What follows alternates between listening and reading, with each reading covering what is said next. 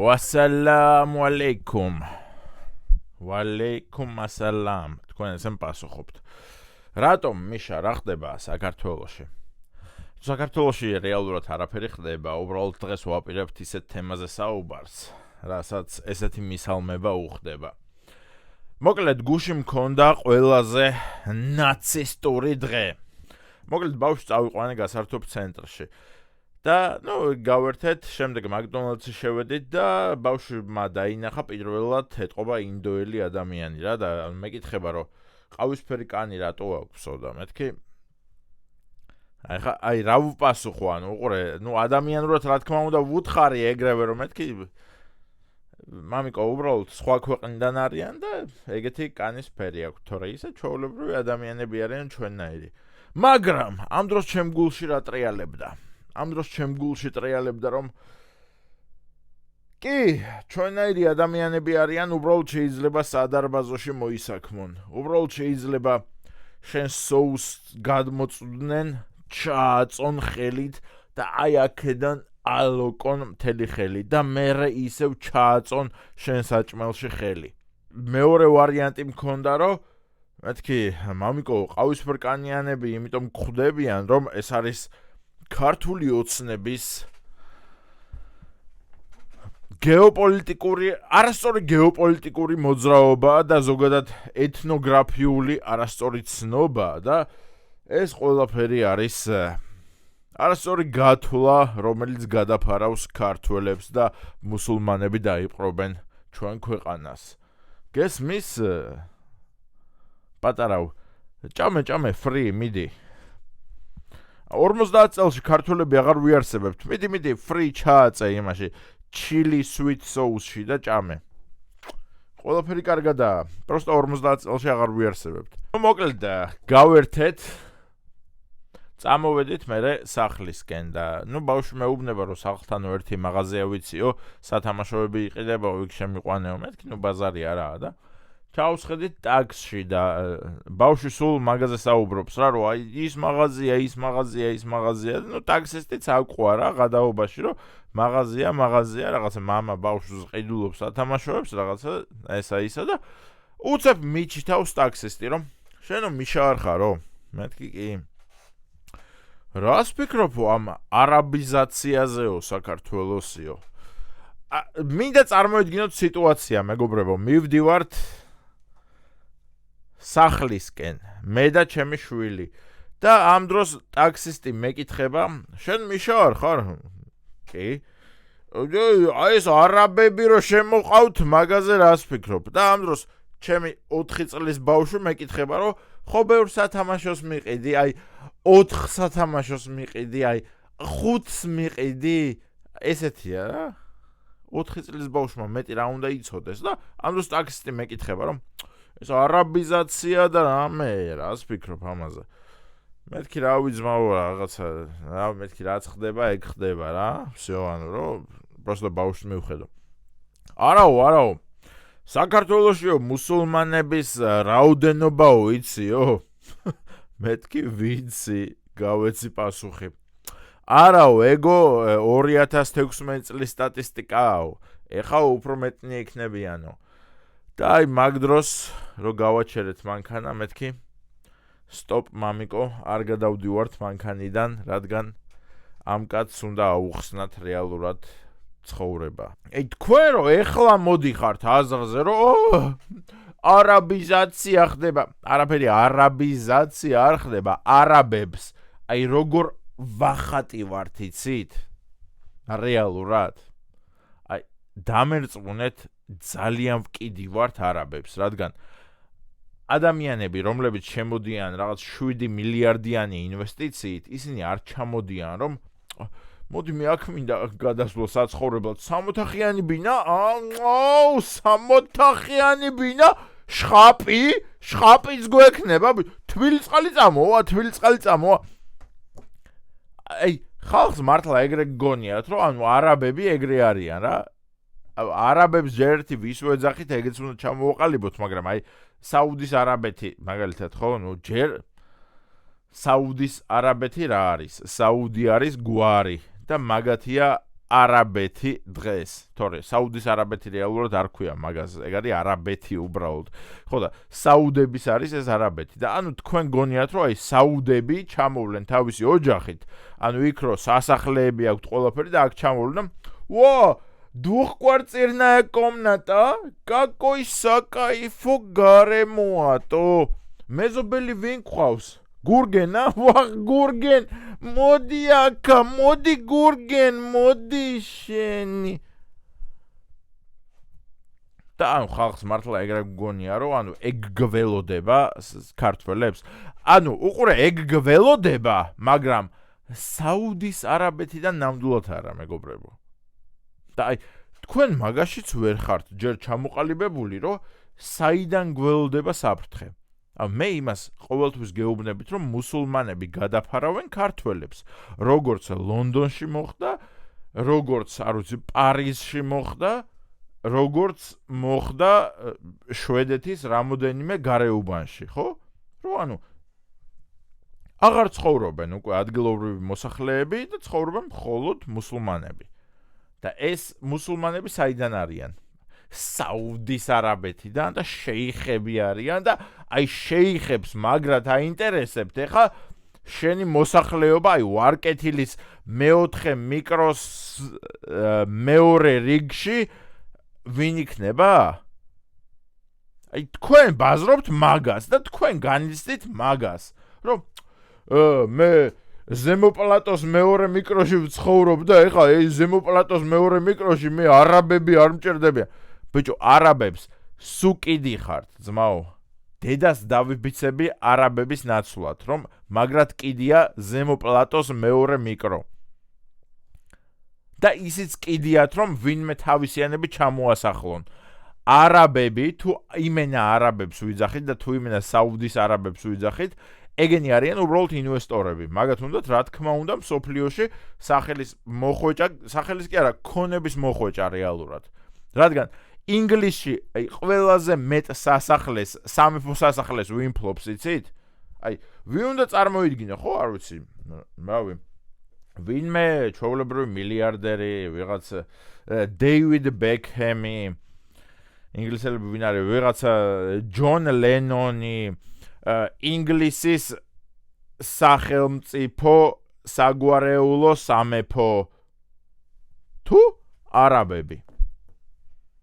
ჰა? აი ვინ ფლობს ყველაზე მეტ სახელმწიფო ტერიტორიას ინგლისში? მართლები ხართ მეგობრებო, დეივიდ ბეკჰემი, არა, არაბები. ხო და ანუ თელი მსოფლიო მიდის მაგისკენ რეალურად. ეხა უყურეთ, მაგრამ ერთ წამი გადავამოწმო სტატისტიკა რა. მართლა ესეც სისულელე არ მინდა ვთქვა, რომ ინგლისში სახელმწიფო ქონებას ფლობენ არაბები ყველაზე მეტს. ამის ესეთ დაუდასტურებლად თქმა ნამდვილად არ მინდა. ვიპოვე მეგობრებო და დიდ ბოდიშს გიხდით წეგან შეცდომას შეგიყვანეთ, რო გითხარით რომ საუდის ოჯახი ფლობს თქო ინგლისში ყველაზე მეტ მოკლედ უძრავ მოძრავ ქონებას და ამ შემდეგ შემეშალა უნდა მეთქვა ყატარის საინვესტიციო ფონდი ფლობს ყველაზე მეტ უძრავ ქონებას ინგლისის სახელმწიფო და აი როიალ რა ქვია სამეფო ფონდიდან. რას გაჩვენებთ ახლა? უყურეთ Google-ში უბრალოდ რომ ჩაწეროთ ყატარი ფლობს თუ არა ინგლისს. Google გვიგდებს. არა, ყატარი არ ფლობს ინგლისს. მაგრამ ყატარის სამეფო ოჯახი და სამეფო ოჯახის მიერ მქონე ყატარის საინვესტიციო ჯგუფი ფლობს ძალიან მნიშვნელოვან ნაწილს გაერთიანებულ ბრიტანეთში, მით უმეტეს ლონდონში. ეს ქონება შეიცავს უძრავ ქონებას, მიწებს და კომპანიებს, რომლებიც უსწრებენ ბრიტანული მონარქების კუთვნილ ქონებას. ვიცი რომ სწრაფად ვერ გადავთარგმნე, რადგან ეხლა ის არ ვარ კაცო რომ ეგრევე ვკითხულობდი და ეგრევე ვთარგმნი მართლა მაგდენად სწრაფი ჭკუა არ მაქვს მაგრამ ნუ მოკლედ შემეშალა მეგობრებო ანუ საუდის ოჯახი არ ფლობს არამედ ფლობს ყატარის საინვესტიციო ფონდი ამ ყველაფერს ქართველებს რა გველდება რა თქმა უნდა იგივე ეხლა როგორ შეუშალოთ ხელი ხმლებით full energy უნდა შევიძინოთ მეგობრებო full energy ეწინააღმდეგება ქართველების გადაგვარებას თითო შენაძენზე თითო ქართველი ბავშვი იბადება რეალურად როგორ უნდა ვქნათ რეალურად ბავშვების გაჩენა უნდა დავიწყოთ რასაც დავიწყებთ არა არ დავიწყებთ რატომ მიშა რატომ არ დავიწყებთ კაცო იქნებ ვიწყებთ არა არ დავიწყებთ რადგან მთელი ცხოვრება ესე მოვდივართ მთელი ცხოვრება გგონია რომ აი ეს არის მაგარი რომ აი 3 მილიონი ვართ 4 მილიონი ვარ და აი გაგვაქვს მაინც თავი რა აი მაინც გაგვაქვს თავი და ამითი ვამაყობთ ანუ რეალურად უპერსპექტივო და უბრალოდ უპერსპექტივო კი არა ანუ ძალიან პერსპექტიული მაგრამ უამბიციო ხალხი ვართ რა ანუ აი სომხები რომ ავიღოთ აი ჩვენი ყველაზე ახლო მეზობლები ხო ანუ სომხებს აი ბიჭო ის მაინც აქვთ რაღაცა მხედველობა რომ აი მინდა რომ სოფლიო დავიპყრო რა აი მინდა რომ სომხები ყველაზე მაგრები იყვნენ ქართველებს აი რომელიმე ქართველს ეგეთი რამე უხსენებია არა რომელიმე ებრაელს ეგეთი რამე უხსენებია ჰავა ნაგილა ჰავა ისრაელი ის დროს ბათუმის ხელა და მაინც მთელ მსოფლიოს აკონტროლებენ და ანუ მართლა ჩემი დიდი პატივისცემა ისრაელს მაგის გამო რა რომ ანუ ამბიციური ხალხია საქმეს აკეთებენ მიზანს დაისახავენ და აწოვებიან და ქართველები სულ ვართ წუწუნის ადგილას რა და სულ წუწუნში ვართ რომ ძმა ეს არ გამომივიდა ის არ გამომივიდა ეს არ გამომივიდა ეს ბიძინას ბრალია რო არ გამომივიდა მე რო შვილებს ვერ ვაჩენ ეს სააკაშვილის ბრალია მე რო ცოლმა მიღალატა ეს ვიღაცა რა ვიცი მე ირაკლი კობახიძის ბრალია და სულ ესეთ მდგომარეობაში ვართ სანამ აქედან ვერ გამოვალთ რომ ანუ ფეხებზე უნდა დავიკიდოთ მთავრობა რომ ჩვენ საქმეს უნდა მივაწვეთ რომ ჩვენ განვავითაროთ ჩვენი ნათესავები ჩვენი მეგობრები და ჩვენი წრეები მოვხოდოთ და კონდეს იმის პრეტენზია რომ კი აი თუ მე ჩემ წრეს განვავითარებ ესე იგი მივახწევთ რაღაცას და აი გავიფურჩქნებით და გადავფარავთ მთელ მსოფლიოს რა მთელ მსოფლიოს აი ორი კვირის წინ არის ყო რომ სადღაც იმაში ყაზბეგში ასხამდნენ ვანაში მეებს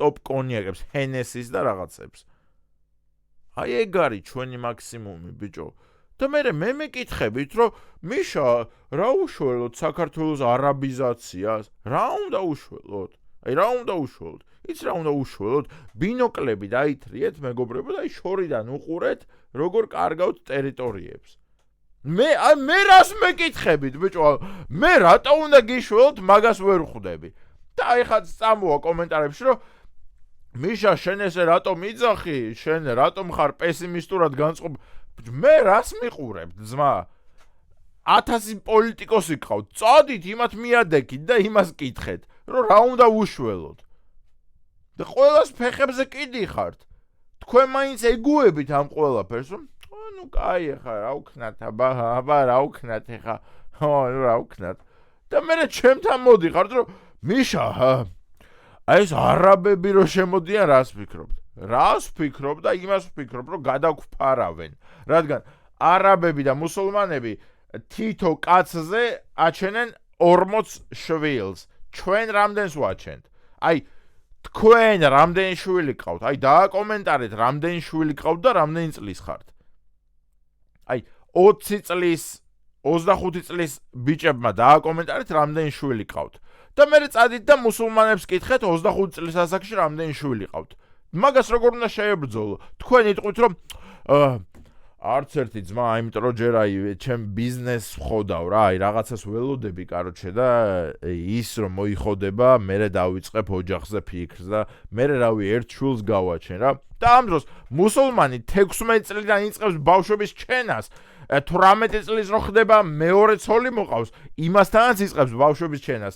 20 წლის რო ხდება მესამე ცოლი მოყავს, იმასთანაც ბავშვებს აჩენს და 25 წლის ასაკში უკვე რაღაცა 65 შვილი ყავს და ჩვენ ამ დროს ქართველები როგორ კაცო, როგორ ხდება რომ მუსულმანები უფრო მეტნი არიან საქართველოში ვიდრე ქრისტიანები და მართლმადიდებლები.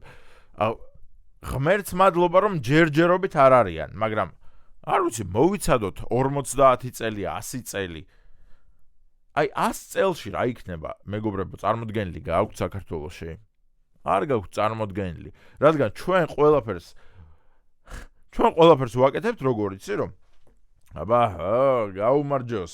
გაუმარჯოს, ქართველები მგლები ვართ, ბიჭო, ვინ ძმა? ჩინგისხანმა რა უნდა დაგვიშავოს, ბიჭო? დავაი მოარტყი ჭიქა მოარტყი, ბიჭო, ხა ცოტა ხმაურიანად მოარტყი. ნანა დეიდა, დიდი მადლობა რომ ეს უფრა გაგვიშალეთ, თქვენ გენაცვალეთ. ძმაო, გურამ, დედა შენის ადღირგზელო მინდა დავლიო რა, რომ ესეთი ერთი ვაშკაცი გაგაჩინა. და ამ დროს ვიღაცა ჯალაბარდაზის აქ, რომელსაც 18 შვილი ყავს გაჩენილი და მთელ ჩვენს უფრას ფარავს. ერთი გოგო, ერთი მუსულმანი გოგო. და ჯალაბარდას ქმარს მაჰმუდს ყავს კიდევ 6 ცოლი. და იმათაც 18 შვილი ყავთ. და ჩვენ რითი ვებრძვით? სადღეგრძელოებით? თუ რა ვიცი, სიმღერებით? ბრძოლის ყიჟინა მომესმა,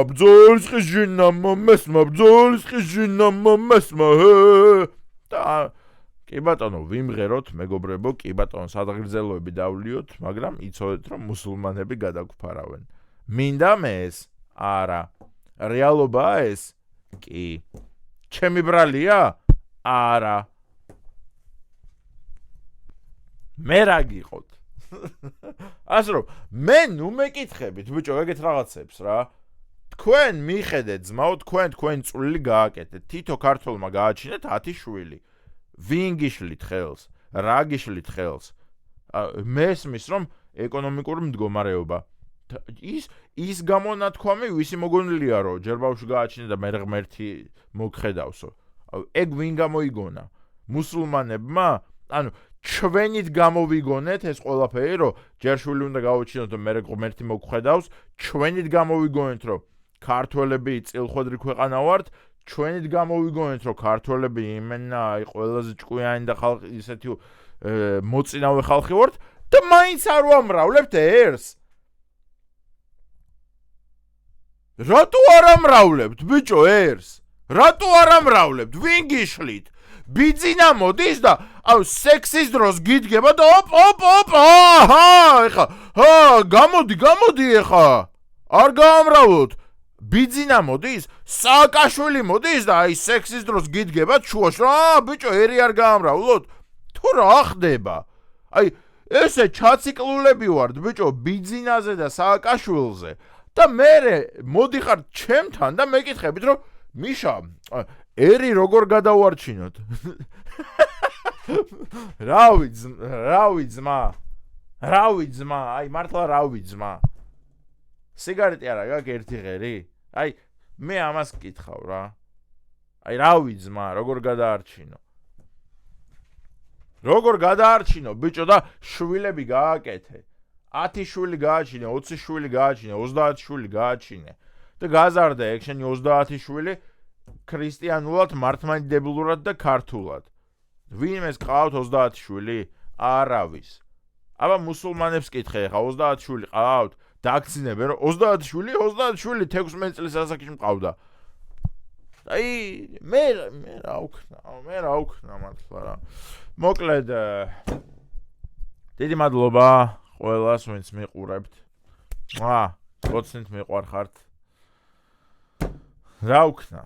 ესე ნეგატიური ვიდეო გამოვიდა დღეს.